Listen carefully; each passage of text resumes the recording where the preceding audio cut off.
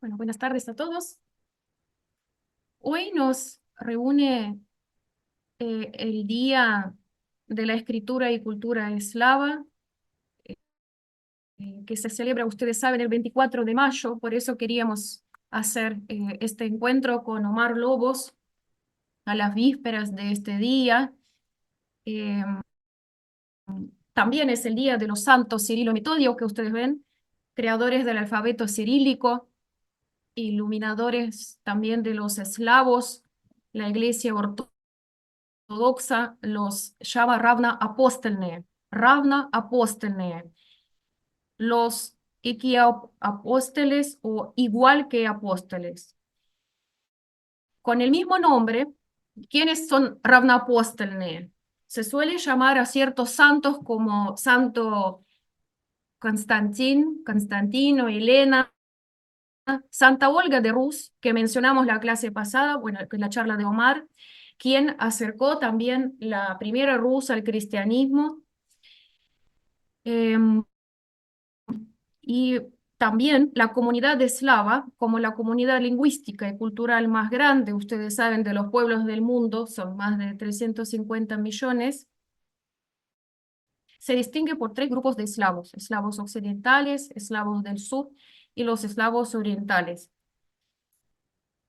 Bueno, antes los pueblos eslavos formaban parte de tres imperios: ruso, austrohúngaro y otomano. Y nosotros hoy festejamos de algún modo, bueno, es el día que reúne a los eslavos, ¿no? Conmemora esta parte fundamental de la cultura de los pueblos eslavos, y también sus patronos, que ustedes ven que este monumento se encuentra en el monasterio, es el territorio de Rusia, de Zakarpatia se llama, ¿ya? Zakarpatia. Y hoy en Rusia celebran mañana, bueno, esta semana también hay muchos eventos de la cultura eslava. Hay un evento, no sé si conoce Omar, organiza muy interesante, Instituto de Pushkin. Hay muchos eventos, una semana de los encuentros sobre la literatura y lengua rusa. Kastamarinski Чтение se llama eh, toda la semana también, cuando hablan de la literatura, de los procesos novedosos, ¿no? Reúne muchos especialistas, ¿no? Siempre estas fechas suelen ser una fiesta muy grande. Se reúnen los literarios, se organizan conciertos, actos religiosos, desfiles de alumnos de diversas instituciones de enseñanza. Bueno, nosotros también nos sumamos este día para reivindicar la cultura como un elemento de unión, un puente entre pueblos y una herramienta capaz de sacar lo mejor de nosotros mismos. Hoy vamos a hablar sobre el tema difícil. Creo que, bueno, es un tema muy difícil, que inclusive los rusos saben muy poco de quién es Protopopavaco. La vida de Protopopavaco, como ustedes saben, la palabra житие, ¿no? Житие es la vida cuando hablamos de los santos o figuras importantes más religiosas, ¿no? No es biografía, sino житие.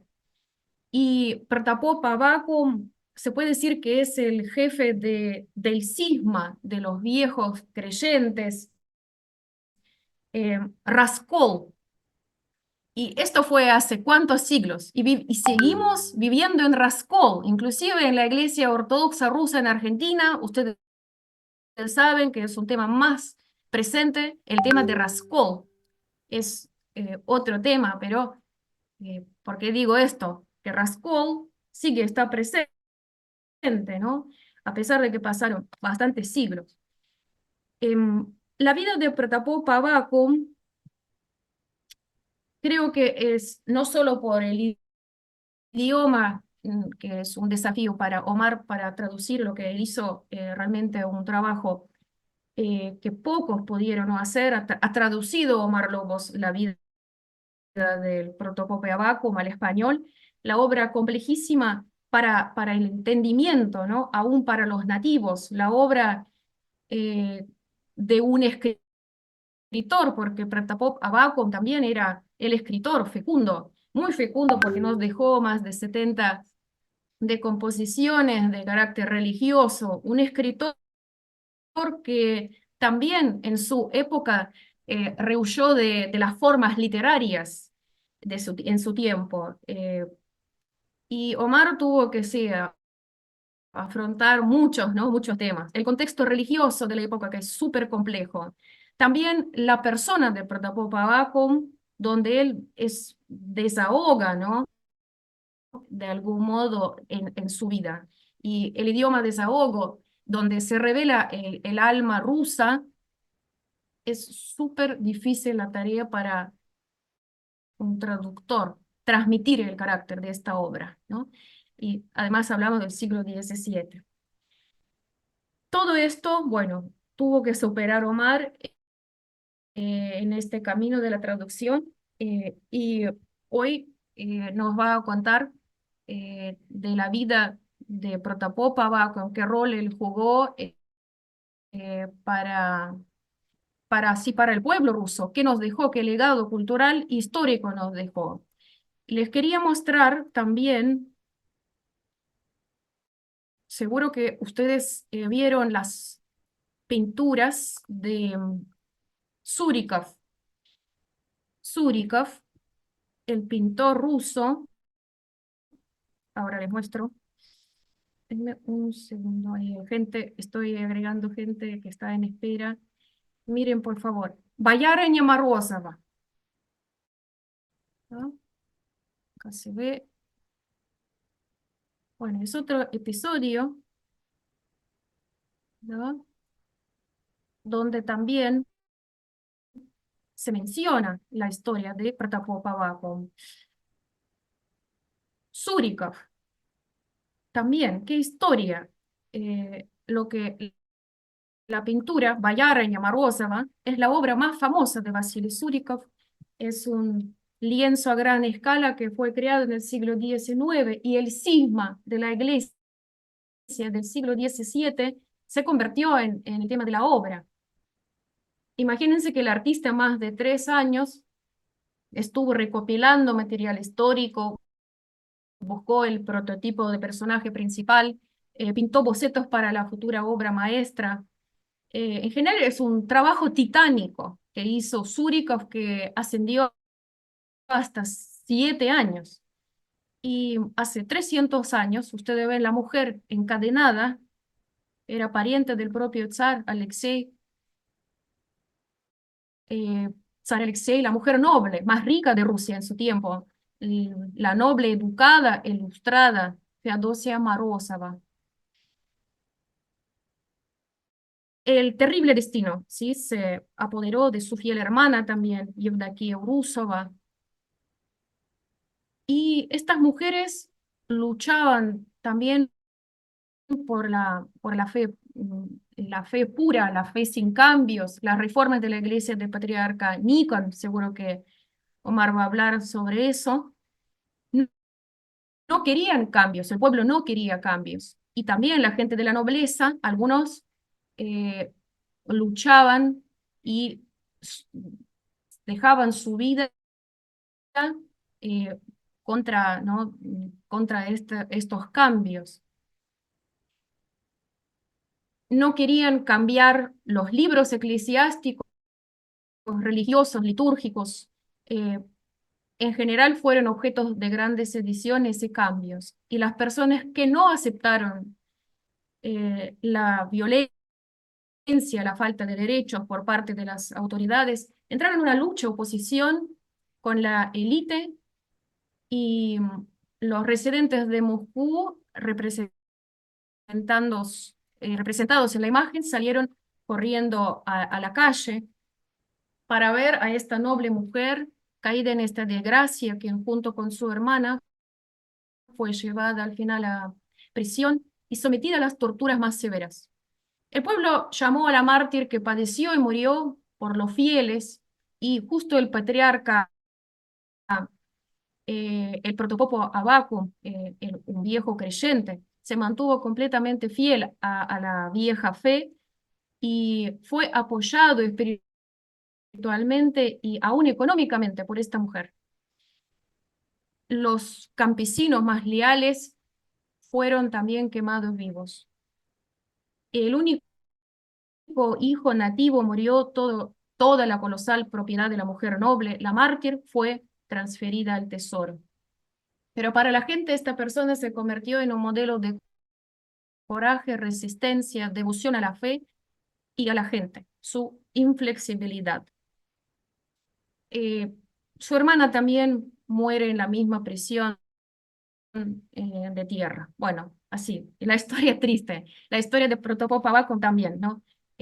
No es nada alegre, pero también esto ayuda a entender lo que es el alma rusa y son quizás los líderes, ¿no? Los líderes de algún modo que después eh, pusieron, ¿no? Los primeros ladrillos en la etapa de la lucha en el siglo XIX, XX, XXI, y lo que también estamos viviendo ahora, ¿no? Estamos también en Raskol. Omar, bienvenido. Ahora parece que ya están todos. Bienvenido a la cátedra. Eh, sí, quería saludar a todos ustedes y dejar la palabra a Omar para, para poder hablar sobre, realmente es increíble el trabajo que usted hizo. Yo me acuerdo que estuve en la presentación en ruso, escuché cuando Omar estuvo hablando ruso, que más me impresionó la presentación ante los colegas expertos literarios rusos, que fue realmente una maravilla, con qué inspiración en el corazón. Usted estuvo hablando sobre esta obra, se fue realmente increíble. Bueno, ya pasaron unos años. Me impactó, lo felicito por el trabajo que usted hizo y puede compartir hoy con nosotros. Bienvenido, Omar, y vamos a poder ya empezar. Voy a coordinar la reunión técnica y le dejo la Bien, palabra. bueno, muy buenas noches. Gracias, Tamara, gracias por la invitación, gracias a todos y todas por la presencia. Me alegra que no los asusté la vez pasada y volvieron. Ah, y eso siempre es reconfortante. Bueno, efectivamente, como señalaba recién Tamara, esta figura es una figura bastante, no voy a decir olvidada, bastante desdeñada en la cultura rusa, ¿sí? En la literatura rusa, aunque vamos a hablar de ese tema después. No hay una gran presencia de una figura de la relevancia histórica que tuvo nuestro amigo, el protopope, o primer pope, ¿ah?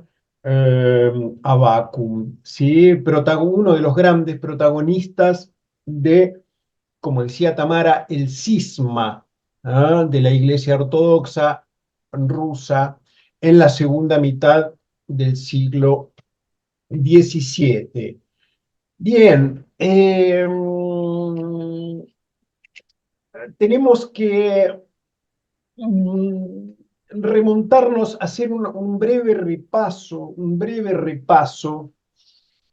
de algunos acontecimientos muy importantes de la historia de la Iglesia Ortodoxa rusa, que es una institución que, bueno, tiene una gran centralidad hasta el día de hoy. Ustedes saben, el cristianismo oriental no tiene una organización como la que conocemos nosotros en nuestro cristianismo occidental, ¿no es cierto? Con una figura como el Papa, que es el primus inter pares, el primero entre los pares, pero es la cabeza de la Iglesia Católica.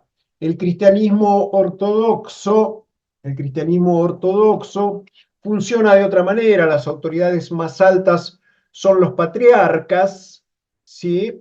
Los patriarcas de las distintas iglesias ortodoxas, ¿sí? Que la verdad, Tamara, no sé cuántos son hoy día los patriarcas, por lo menos los patriarcados reconocidos de la Iglesia Ortodoxa, porque para que un patriarcado tenga plena legitimidad tiene que estar reconocidos por los demás patriarcados, ¿no es cierto? En el caso de la Iglesia de Bizancio, la Iglesia de Constantinopla funcionó algunos años como una especie de cabeza de todo el cristianismo oriental, vamos a decir, pero casi desde el comienzo mismo, como fue, por ejemplo, el caso de la iglesia búlgara, enseguida las iglesias orientales se fueron convirtiendo en iglesias autocéfalas, autocéfalas, esto es, no dependientes jerárquicamente del patriarcado de Constantinopla. Entonces, el funcionamiento hasta el día de hoy de la Iglesia oriental es de una estructura más conciliar, ¿no es cierto? Más conciliar, más horizontal que la referencia que nosotros tenemos de la organización de nuestra iglesia, ¿no es cierto? En el caso de, como mencionaba Tamara, a la princesa Olga, que va a ser la abuela de San Vladimir, de San Vladimir, el gran príncipe de la primera Rusia de Kiev, que oficializó, cristianizó la Rusia en el año 988, hace un poco más de 1000 años. Esta cristianización de la Rusia también, no me voy a detener en esto, pero jugó un rol muy importante en la consolidación del Estado. Porque también es muy importante en el caso del Estado ruso la relación entre la Iglesia y el Estado, que no tiene nada que ver con la idea que podemos tener nosotros, ¿no es cierto? No es que hayan sido estas relaciones siempre armoniosas, a lo que me refiero es que cuando nosotros aquí pensamos la relación de la Iglesia y el Estado, no podemos juzgar la relación de los países ortodoxos con el Estado de la misma manera, por esta cuestión de la acefalía, de la autocefalía, que hizo que en la mayoría de los casos estas iglesias ortodoxas se nacionalizaran. ¿Ah? El patriarcado de Moscú es el patriarcado más ortodoxo, más importante del planeta. ¿Se entiende? Por la importancia política de Rusia, por la cantidad de fieles, pero también por la importancia política de Rusia y también por la historia particular que tuvo la Iglesia Ortodoxa en Rusia. Ustedes saben, en 988 se da la cristianización de la Rusia, ¿sí? Pero hasta ese momento la Iglesia Ortodoxa sigue siendo dependiente del Vaticano, sigue siendo independiente de la Iglesia de Roma. El cisma, la separación definitiva, por más que tuviera sus propias características, su propio ritual, su propia política catequística, creo que alguna vez lo he mencionado, la Iglesia Católica catequizaba en latín, impuso el latín, ¿no es cierto?, como la lengua del culto, la lengua en la que funcionaba la Iglesia, ¿sí?, la lengua de los libros. La Iglesia Ortodoxa, la Iglesia Bizantina, tuvo una política de catequizar en las lenguas vernáculas y por eso se fabrica el alfabeto cirílico, ¿no es cierto? Por eso los monjes, estos monjes griegos, Cirilo y Metodio, que conocían las lenguas eslavas, inventaron un alfabeto tomando un poquito del griego e inventando algunos caracteres para traducir los evangelios al, a las lenguas eslavas, a una lengua eslava común, ¿no es cierto? Entonces no impusieron el griego, que era la lengua de Bizancio, sino que tradujeron, el impulso fue traducir a las lenguas vernáculas, una gran diferencia. Cuando se produce el cisma de las iglesias en el año 1054, en breve va a ser los 1000 años del cisma, la separación definitiva, ¿no es cierto?, de las dos iglesias. Bueno, esto va a profundizar las autonomías, ¿no es cierto?, de las iglesias cristianas ortodoxas. Va a haber un intento de volver a unir las dos iglesias 4 siglos después, en el siglo XV, en lo que se conoce como la Unión de Florencia. Pero ya para ese entonces, había una distancia y sino una enemistad, una hostilidad entre las dos iglesias que hizo que en el caso de los rusos miraran con muy, muy malos ojos que los griegos suscribieran la Unión de Florencia. Entonces, la iglesia rusa se declaró autocéfala. ¿Ah? Claro, esto fue en el año 1448. Unos poquitos años después, ese tratado, la Unión de Florencia, cae porque los turcos toman Constantinopla, ¿no es cierto? Y se da la caída de Bizancio, ¿no es cierto? Con lo cual, la autocefalía que unos poquitos años antes había declarado la Iglesia rusa, había autodeclarado la Iglesia rusa, bueno, queda como legitimada de hecho porque ya no hay cabeza, porque desaparece Constantinopla, ¿no es cierto?, como centro, ¿no es cierto?, como pretendido centro de la ortodoxia, del cristianismo ortodoxo. Entonces, a partir de esta autocefalía y de la caída de Bizancio, la iglesia rusa va a emprender la paulatina elaboración de un motivo, una noción que va a ser carne en la cultura rusa y que podemos decir que tiene su supervivencia hasta el día de hoy. Los emperadores de Bizancio, los paleólogos, la última dinastía de emperadores bizantinos, vieron en el Estado ruso el Estado ortodoxo más importante y el Estado que podía preservar, ¿sí?, custodiar la llama del cristianismo ortodoxo mejor que ninguno ante la embatida de los turcos por el sur. Como prenda de este reconocimiento, casaron a su última heredera, Zoe, paleólogo, con el gran príncipe de Moscú, con Iván III, en el siglo XV. Esto es, esta muchacha, Sofía,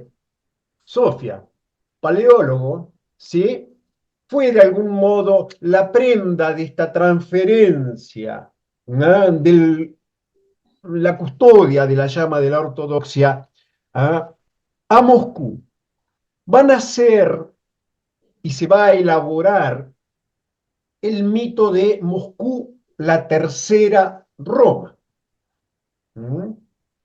Moscú, la tercera Roma. Y como según las teorías escatológicas en boga, no podría haber una cuarta Roma, ¿Mm? No podía haber una cuarta, Moscú, estaba llamada a transformarse en la Roma definitiva. ¿Mm? Dos Romas cayeron, la otra está de pie y no habrá una cuarta. ¿Mm? Clamaban los teólogos ortodoxos. ¿Mm? Esta, mm, esta idea de la tercera Roma viene acompañada, por supuesto, con la idea del pueblo elegido. Bueno, ¿quiénes somos entonces el pueblo elegido? Bueno, somos los rusos el pueblo elegido. ¿No? Todos los caminos llevan a Moscú, ya no llevan a Roma, llevan a Moscú, ni llevan a Bizancio, llevan a Moscú, ¿sí? Pero claro, todo pueblo tiene que tener un conductor, tiene que tener un rey, tiene que tener un gran príncipe. Y así entonces, junto con eso, se elabora la idea de un zar. Zar, zar, rey. Los reyes bíblicos son zares, zar David, zar Salomón, ¿sí?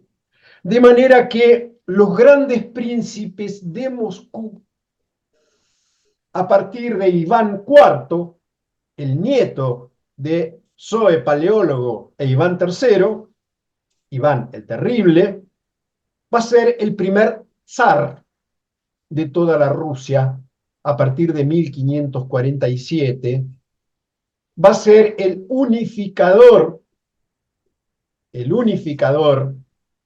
tremendo, implacable, de toda la Rusia bajo el trono de Moscú, en un momento donde había otras grandes ciudades que competían con Moscú, vamos a decir, en términos de poderío, ¿sí? Y que no querían someterse a la centralización que proponía Moscú, ¿es cierto? Entonces, estamos a fines del siglo XVI, ¿sí? Cuando, o en la segunda mitad por lo menos del siglo XVI, estamos un siglo antes del Raskol, del cisma del que vamos a hablar, pero tenemos que comprender un poquito estas ideas para entender qué significaba esta idea de la tercera Roma y toda la elaboración y toda la tinta y todas las cuestiones que se discutieron en diversos concilios, ¿no es cierto?, sobre esta idea, ¿no es cierto?, eh, que los monjes, sobre todo un monje de Pskov, el monje Filafey, elaboró, ¿no es cierto?, para esta comprensión. Sí, decía que no hay que perder de vista la correspondencia entonces que va a haber entre la idea de la tercera Roma, Moscú, la tercera Roma, y la necesidad de la figura de un zar y de un Estado centralizado, ¿no es cierto? Eh, una, una, eh, una idea que prontamente se va a ver amenazada, porque, y esto, no lo hablamos la vez anterior, ustedes saben, la gran crisis dinástica en Rusia se va a dar a la muerte de Iván el Terrible, ¿no es cierto? A la muerte de Iván, ¿sí? Está bien, lo va a suceder su hijo Fyodor Ivanovich, durante el reinado del zar Fyodor Ivanovich, ¿sí? Recién allí se va a establecer el patriarcado de Moscú. Esto es, la iglesia rusa va a conseguir la venia para convertirse en patriarcado en 1589, bajo el reinado del zar Fyodor. ¿Ah? El zar Fyodor, el pobrecito zar Recording Fyodor, in progress. el zar Fyodor, que, bueno, a quien le tocó ser el último de su linaje. El zar Fyodor no pudo tener hijos, no quiso separarse de su mujer, de su amada, adorada mujer, Irina Gadunova, de quien los boyardos querían separarlo para que él tomara otra esposa y tuviera descendencia. Um, el zar Fyodor no tenía un espíritu de liderazgo ni político. Era el zar Fyodor un poco yuródivo, era un inocente, el zar Fyodor. El propio padre lo llamaba mi sacristán al zar Fyodor. No le interesaba la política y él todo lo delegaba en su cuñado, Boris Godunov, ¿eh? El hermano de su esposa. A la muerte, brevemente, el zar Fyodor dice, yo tengo mi hermanito Dmitri, mi hermanito más chico, de otra madre, otro hijo de Iván, el hijo más chico de Iván, cuando él va a ser mi sucesor. Bueno, el caso es que, si ustedes han leído la tragedia Boris Godunov de Pushkin o han escuchado, han visto la ópera de Mussorgsky sobre la tragedia de Pushkin, Boris Godunov, bueno, el zarevich Dmitri muere en un accidente doméstico, se clava un cuchillo, no se sabe lo que le pasa al zarevich. El zarevich no está más, el zarevich sucesor, y finalmente Boris Godunov, a la muerte de Fyodor, del zar, va a ser él el nuevo zar. Pero bueno, esto acelera una crisis política muy importante en Rusia. Una crisis política que tiene lugar en la bisagra entre el siglo XVI y el siglo XVII, que va a llevar a un quiebre dinástico. Se terminó la dinastía de los Riuríquidas, que venía desde el siglo IX, ¿sí? Y va a surgir como solución de la crisis la entronización de la dinastía Romanov, ¿no es cierto? Que fue la que duró hasta 1917, ¿no es cierto? Pero esta crisis significó, esta crisis sucesoria, que invadieran Rusia los polacos,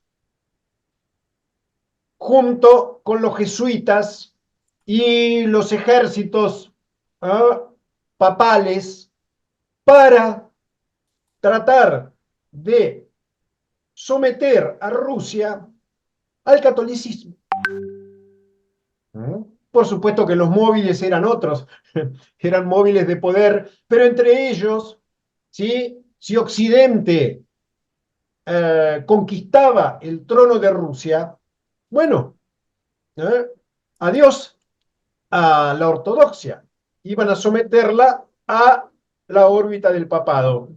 Quien haya ido a Moscú y haya visitado la Plaza Roja, habrá visto un gran monumento que hay allí cerca de el templo de San Basilio, ¿sí? De Minin y Pajarsky.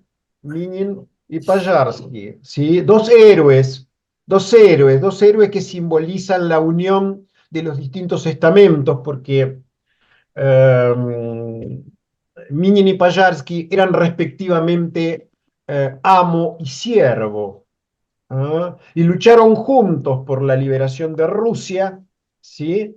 Por echar a los polacos de Moscú, después de más de 10 años de asedio y de ataques, ¿sí?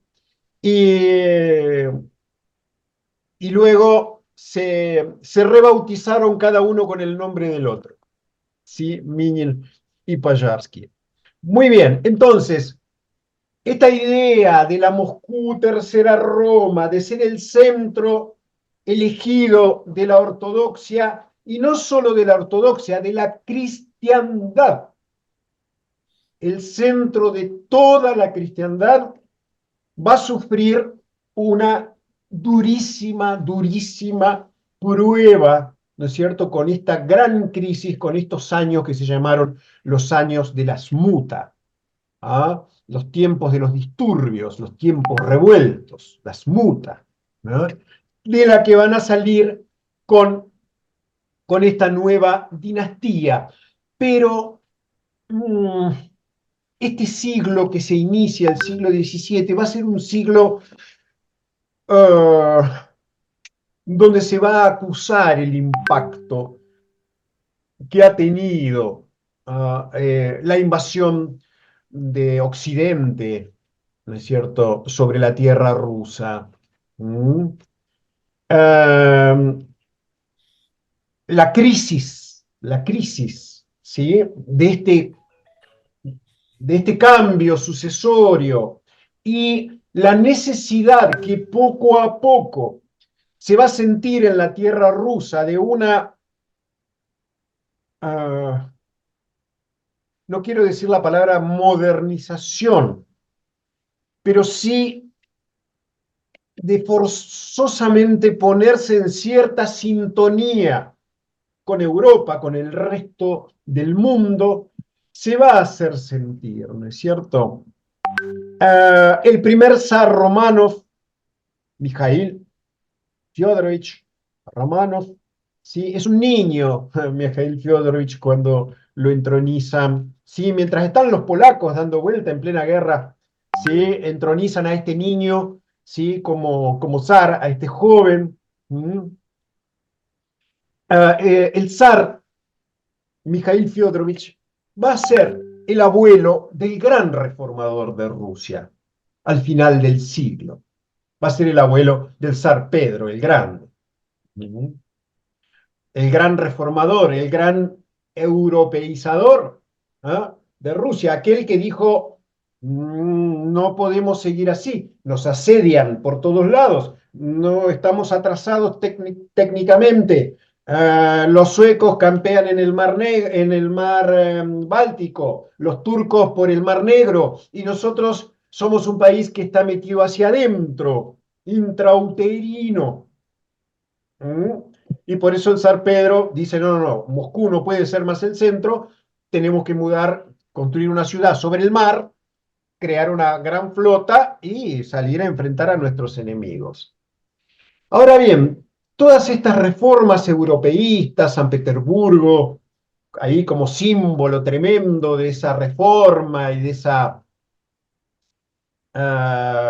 europeización de Rusia, ¿no es cierto? La ciudad de Tamara aquí, esa bellísima ciudad fundada en 1703, ahí sobre el delta del Nivá, ¿sí? Estas reformas de Pedro van a ser antecedidas por el cisma religioso. El cisma religioso, el Raskol, ¿ah? De allí viene, como decía Tamara, la palabra Raskolniki, cismático. ¿Ah? Bueno, de ahí viene la palabra, el apellido Raskolnikov, que tanto conocemos, ¿no es cierto?, por la literatura rusa, los Raskolniki, los cismáticos. El Raskol se da cuando el patriarca de Moscú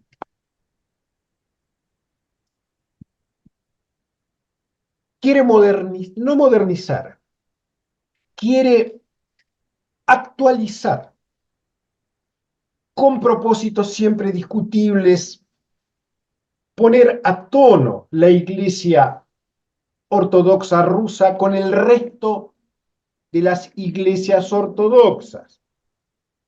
el resto, los griegos decían que los rusos no hacían bien el ritual, que las traducciones de los libros sagrados no estaban bien hechas, que los rusos se persignaban con dos dedos y había la señal de la cruz había que hacer con tres dedos porque era la señal de la Trinidad. Las traducciones de los evangelios decían una palabra que no sé qué. El patriarca de Moscú, Nikon,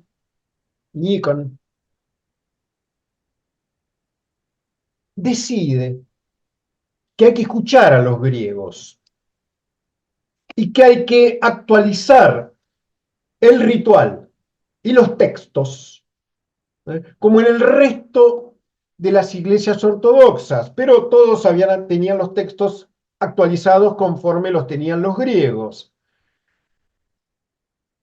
El zar es convencido por Nikon porque en Nikon gravita una idea papista,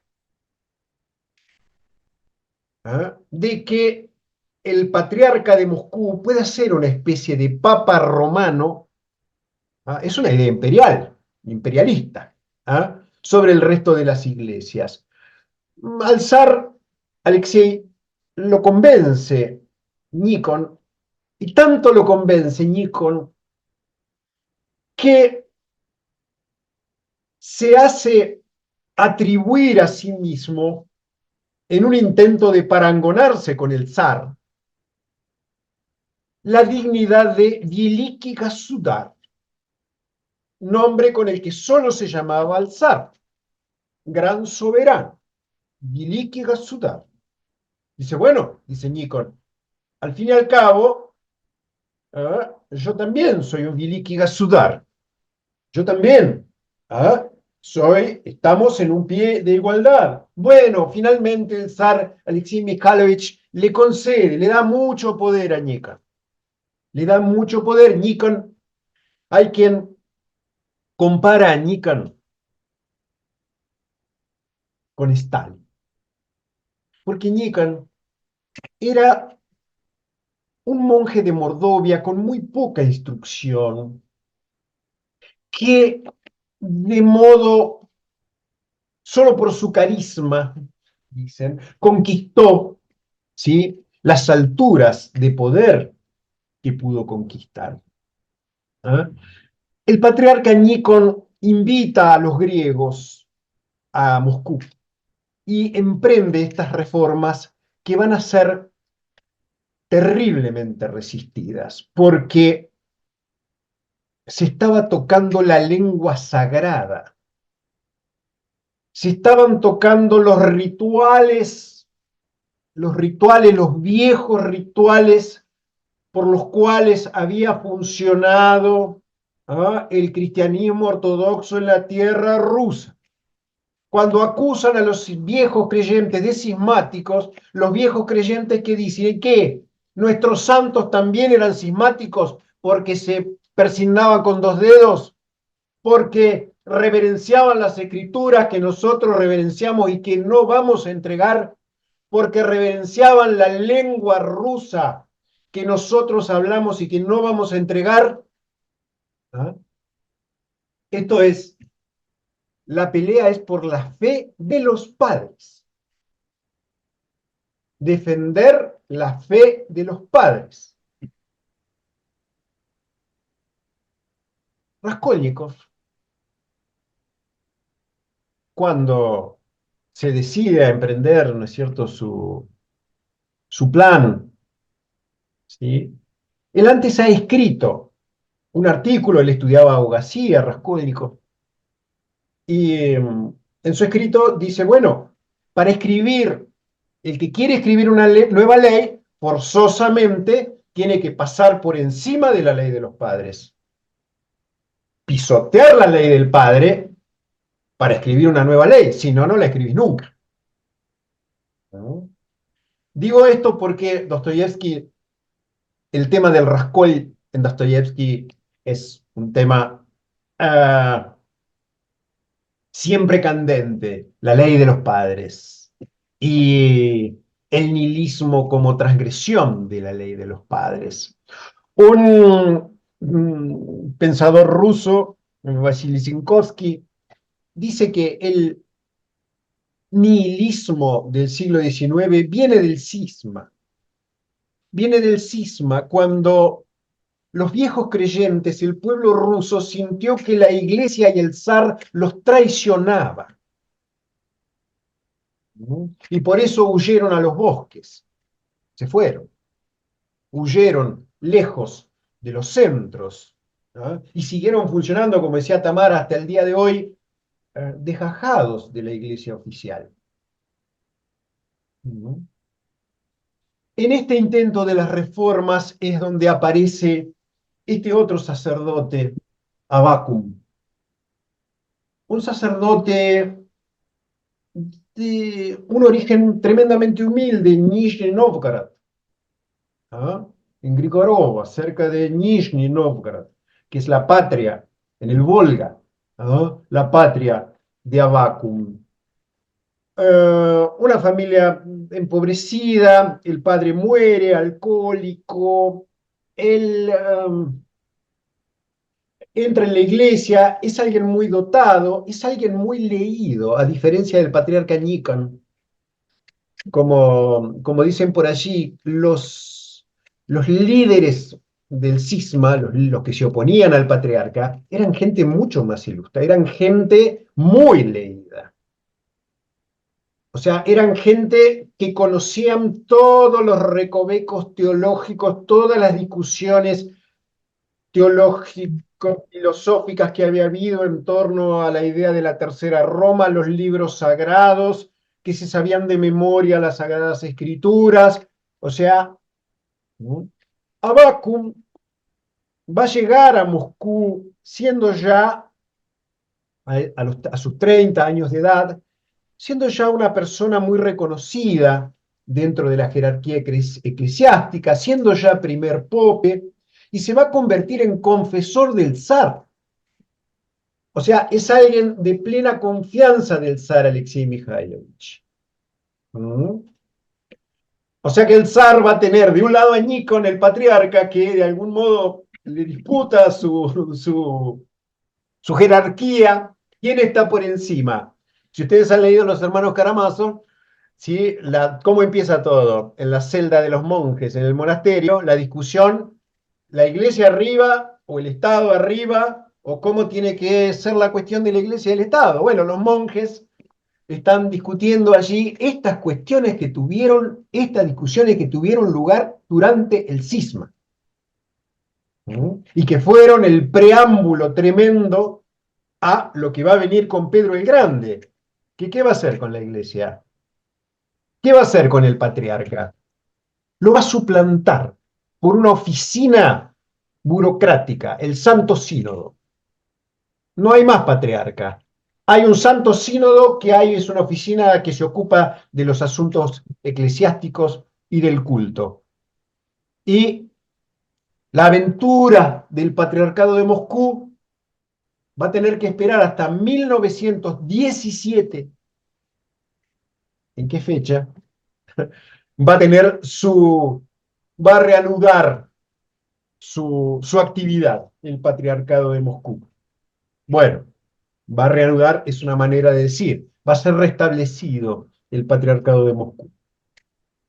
Pero entonces, en estos años de la crisis, de esta crisis, que a nosotros, mirada desde hoy, nos puede parecer algo un poco incomprensible, porque vos decís, pero discutían por si era con 2 dedos o si eran con 3 dedos, discutían porque le sacaban la palabra verdadero al lado de Espíritu Santo verdadero, el Espíritu Santo verdadero, no, eso no está en los libros griegos, hay que tacharlo. ¿Cómo vamos a tacharlo? ¿Cómo vamos a tacharlo? No, el ritual no hay que hacerlo en el sentido de las agujas del reloj, hay que hacerlo al revés, pero ¿cómo? Toda la vida hicimos estas cuestiones, estos ritualitos que a nosotros nos parecen ritualitos, eran cosas muy importantes porque era la lengua sagrada, era la lengua sagrada, era lo sagrado. sino cómo estos hombres se iban a dejar matar, quemar en la hoguera, perseguir, inmolarse de a decenas, quemándose vivos en cabañas en los bosques cuando eran asediados por las fuerzas, por el ejército, ¿sí? Eh, Estos hombres luchaban por lo que luchamos todos, por lo que les era más profundamente sagrado, querido, irrenunciable. Abacum, y por eso la idea era rescatarlo, no solamente fue un líder, como dijo Tamara, el líder, quizá no el principal, fue el más visible, ¿eh? El más visible. Eh, ¿Por qué? Porque había otros líderes, Iván Yeronov, por ejemplo, era uno de los grandes líderes del Rascol, era un poco jefe de Abacum.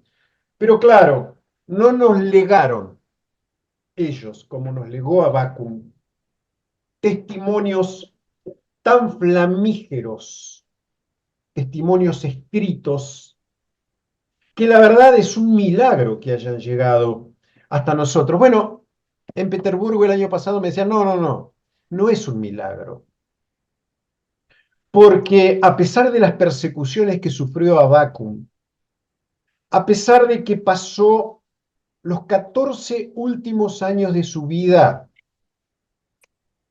en el lejano norte, en la tundra, enterrado en un foso, en un calabozo que es un pozo en la tierra, 14 años, separado de su familia, y lo sacaron de ahí para quemarlo en la hoguera un Viernes Santo, en 1682. Digo, ¿cómo es posible que las cartas de Abacum llegaran a sus destinatarios? Y en la casa Pushkin de San Petersburgo me decían, es que se tiene que imaginar la protección popular que tenía Abacum. La protección, ¿sí?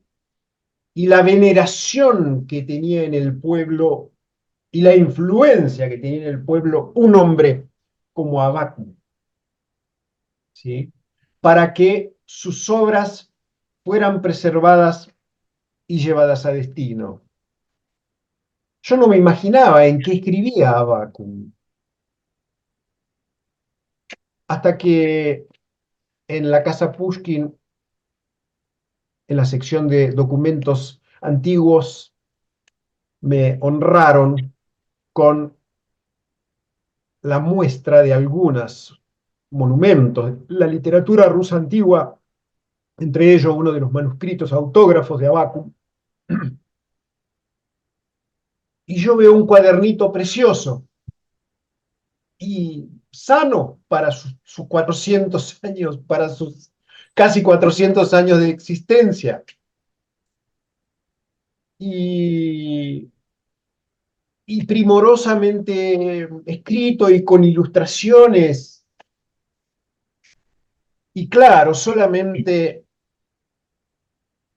una barrera de protección y veneración preservaron también estas obras. Otra historia es cómo el Pushkinsky Dom consiguió esas cosas. Es una aventura apasionante que fue, muchas de esas obras fueron rescatadas en tiempos soviéticos en las aldeas, gracias a un gran investigador, Malishev, Vasily Ivanovich Malishev, que el nombre de la sección de documentos antiguos en la casa Pushkin lleva su nombre, Malishev. Porque él iba a las aldeas, bueno, hacía mucho trabajo, le preguntaba a los niños, ¿y tu abuela te lee cositas? Sí, ¿tienen dibujos los libros que te lee? ¿Son libros viejos los que te lee tu abuela? Bueno, hasta que después se acercaban, dice, ustedes no tienen libros antiguos porque nosotros vamos a preservarlos, tenemos... Bueno, y así fue como fueron rescatando estos. cantidad de documentos guardados en las más impensables de las aldeas y en las aldeas más remotas del norte, donde muere Abacum, por supuesto. Abacum, cuando cae en desgracia porque se declara el primer opositor a las reformas del patriarca, es castigado y es el primero de los escritores rusos en hacer el camino de Siberia. Tiene 3 hijos pequeños, una hija y 2 hijos, o uno me parece que nace allá, él tiene 8 hijos, va a tener 8 hijos. Y todavía hay descendientes descendientes de Abacum, ¿sí? Hasta el día de hoy, ¿sí? Pero el caso es que lo mandan a Siberia, en los tiempos en que los voivodas estaban conquistando regiones de Siberia, donde había resistencia de los originarios de Siberia, ¿no? Y allá iban los voivodas, que eran gente tremenda, o sea, eran gente muy dura. ¿Mm? Y Abacum va castigado con su esposa, con su fiel, abnegada esposa. El otro día que hablábamos de la abnegación de las mujeres, va con su esposa y sus hijas, Anastasia Markovna, su esposa, al Baikal, a la Transbaicalia, casi en la costa japonesa, donde después fueron los decembristas. 10 años de purgatorios, 10 años de las más difíciles condiciones, de las persecuciones, de las palizas y las torturas más impensables. ¿Cómo lo sabemos? Bueno, porque en su largo cautiverio posterior va a escribir su vida, Jitié. Jitié es un género que nosotros llamaríamos agiografía. Son las vidas de santos o vidas de santos. Jitié. Él escribe su vida en el formato y él le pone el título Jitié Pratapopa Abacum Im Samim Napisa. Esto es escrita por él mismo. Y él empieza, escrita por mi mano pecadora del protopope Abacum. En ese foso a donde va a ir a parar los 14 últimos años de su vida después de sus 10 años de purgatorio siberiano. Ah,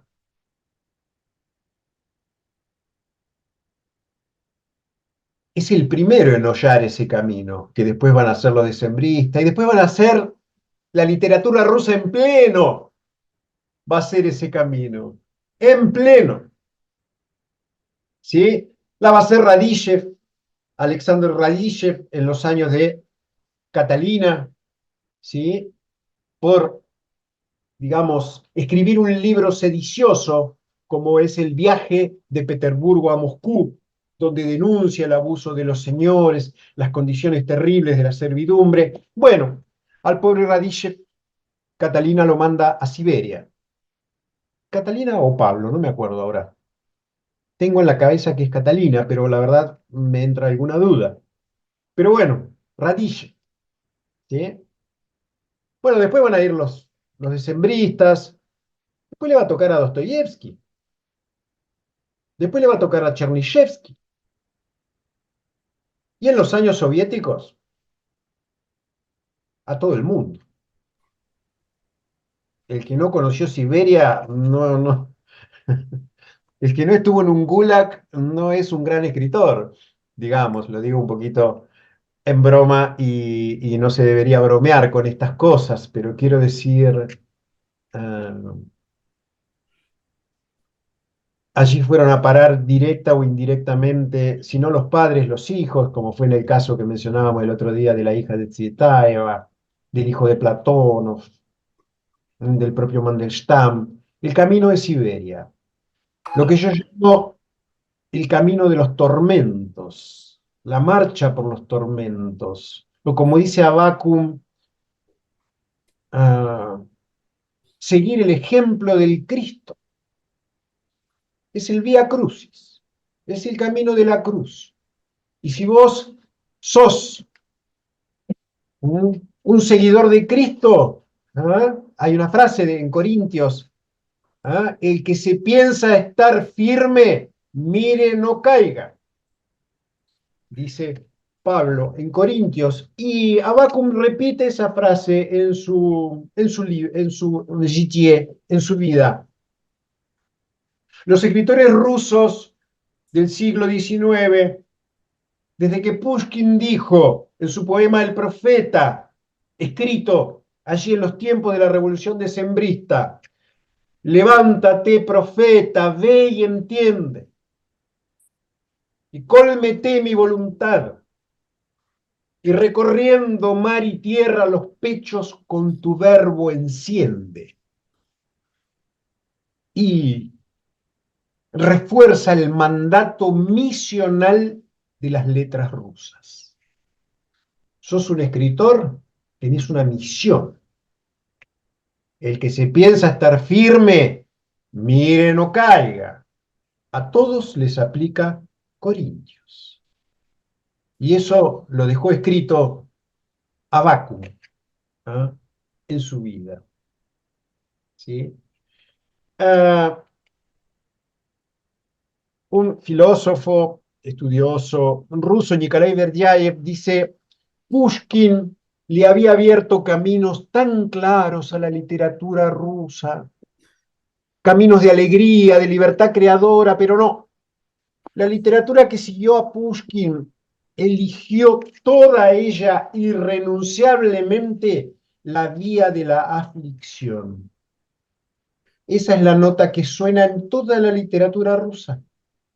La vía de la aflicción, en Pushkin también, porque el Yevgeny Onegin ya es la vía de la aflicción.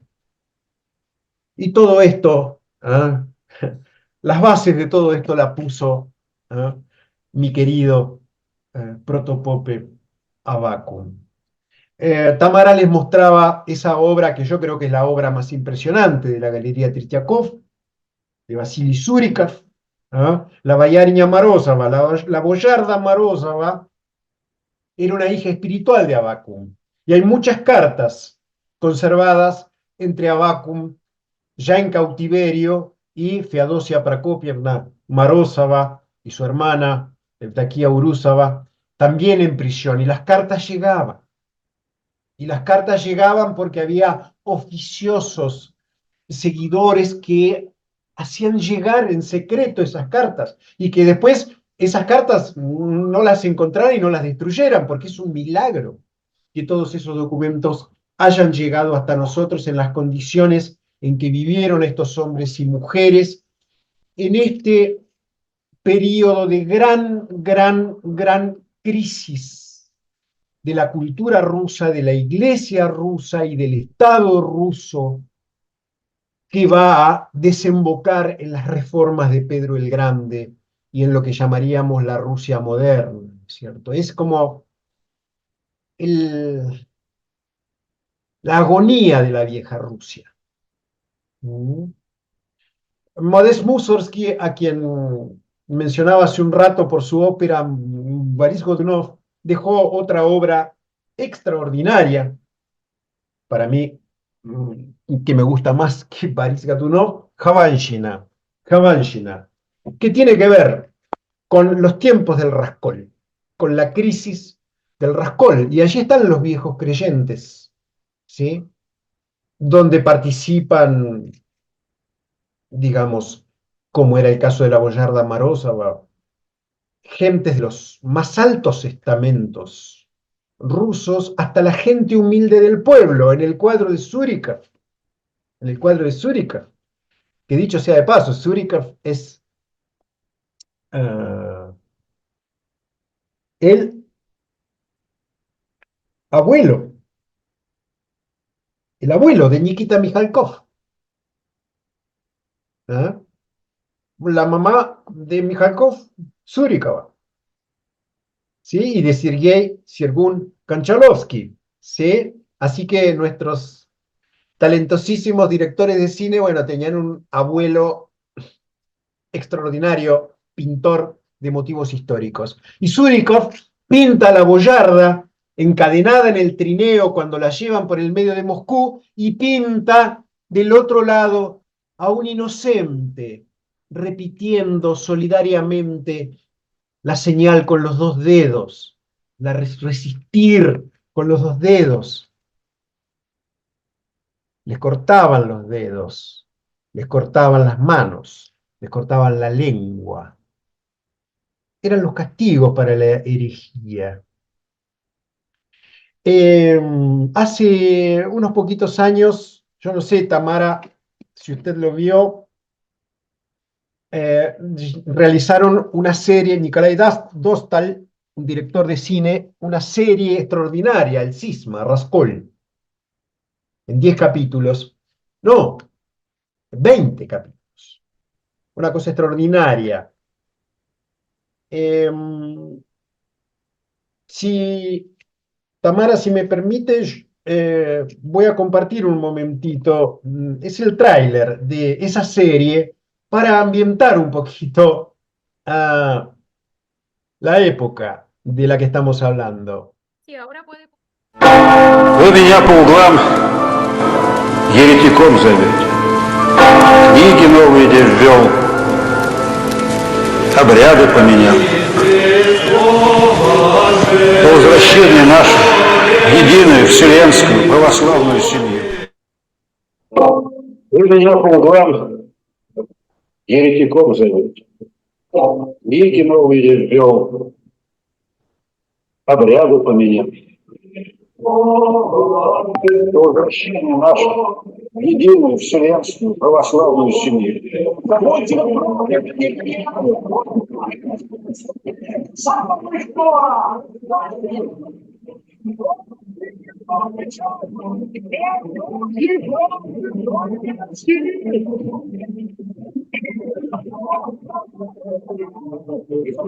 Сильно шевелился по-правильному. Стало быть, Царство Небесное. И входа нет. Благословим вы! Веселить вас нечем! И там грех! Когда Христа готов пострадать. Господи, чья правда, правда?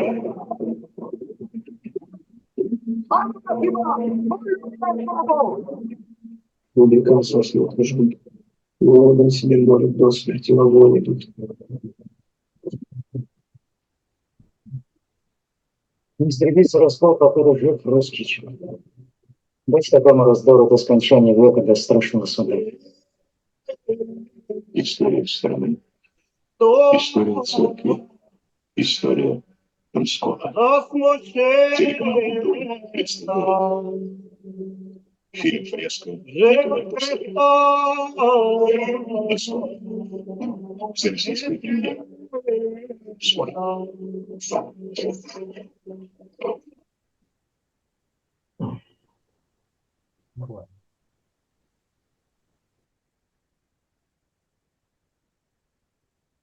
Bueno, decía, y para no extenderme demasiado tiempo más, que Avvakum trasciende más que sus compañeros por lo que nos ha legado como escritor ruso.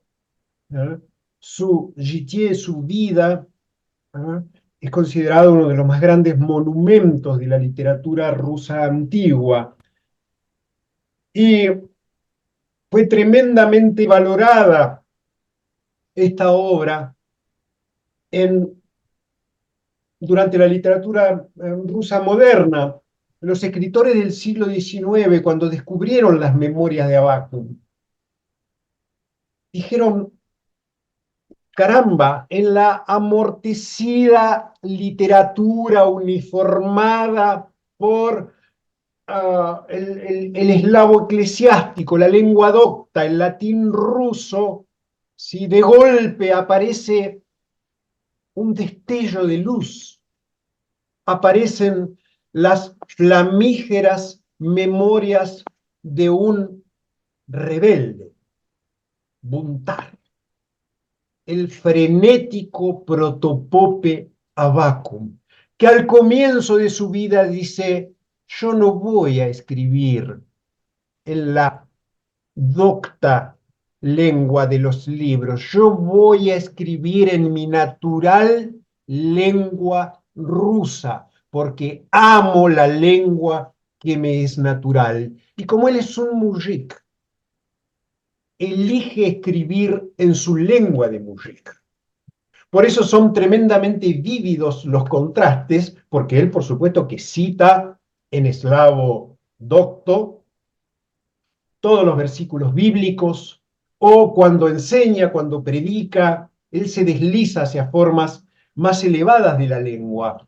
Pero las memorias las admiraba tremendamente Maxim Gorki, las admiraba Alexei Nikolaevich Tolstoy, las admiraba Dostoyevsky. Dice: sería imposible traducir las memorias de Abacum. El espíritu europeo no comprendería todo lo que hay ahí. Las podemos comprender solamente nosotros los rusos, ¿no?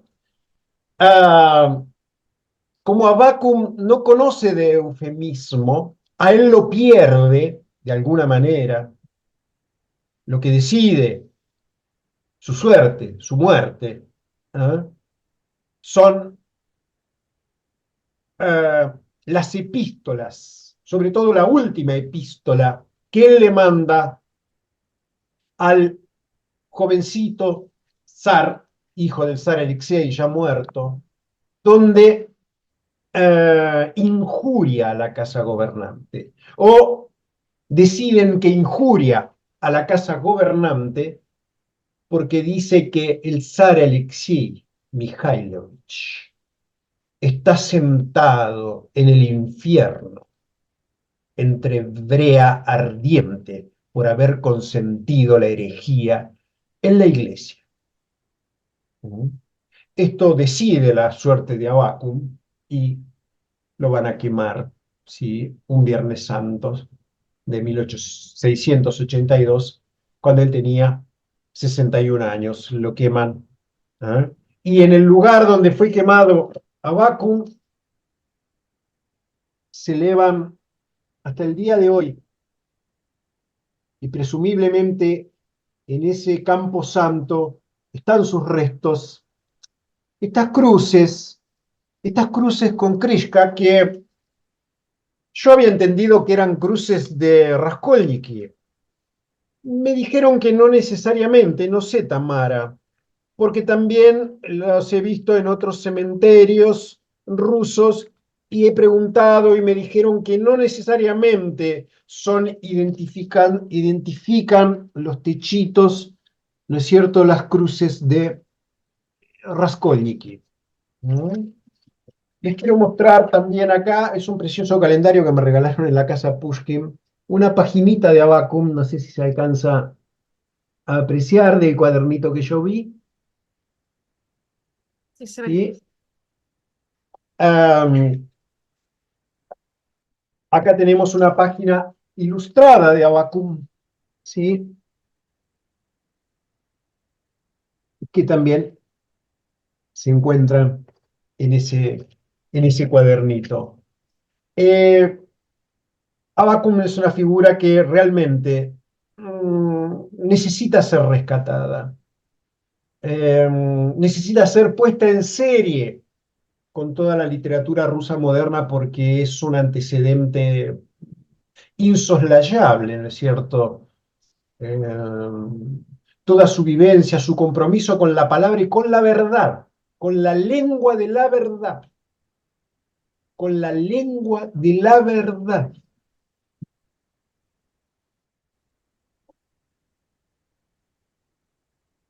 Hay algunos poemas muy hermosos de poetas rusos que siguieron el camino de Abacum. Uno, Varlam Shadamov, que dejó los famosos relatos de Kolimá, también hizo el camino de Siberia en el Gulag. ¿Ah?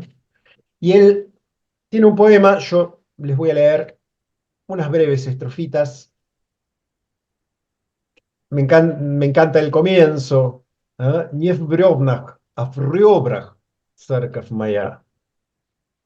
¿Ah? No está en los troncos, sino en mis costillas, mi iglesia. ¿Mm? Avacum en Pustasiers, que es el lugar donde está preso y lo queman. No troncos, costillas albergan mi iglesia. En mala sonrisa el rostro del ser. Juntando dos dedos alzóse mi cruz, ardiendo en el norte, rodeada de luz. A Dios el camino es uno ab eterno, remotos presidios son su derrotero. Cual polvo de plata mi rastro he llevado en ígneas alas al cielo elevado. No hay más dulce suerte que vuelto ceniza llamar a las puertas del alma dormida. Y otro que también hizo el camino del Gulag, Sergei Petrov, escribe este poema,